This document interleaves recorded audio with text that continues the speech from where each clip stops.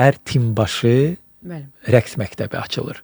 Rəqs təhsili olan insan bunu heç vaxt eləməz. Bu biznesdir. Gedirlər toyda qazanırlar, oynayırlar, ayaqqabılarını çıxardırlar, başlayırlar oynamağa. Qızların belə oynamağına mən məsələn çox pis baxıram.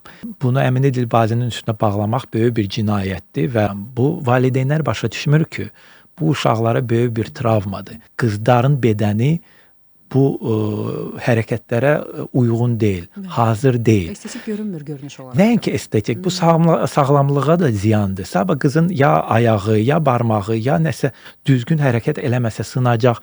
Kimdir cavabdeh? Müəllim deyəcək, mən cavabdeh deyiləm.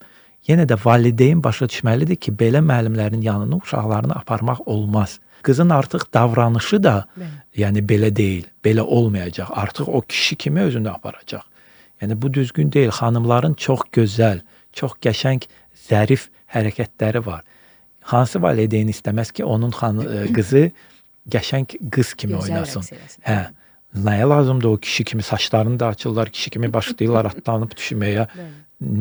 Hardadır bu gözəllik? Hardadır bu siz demişkən estetika?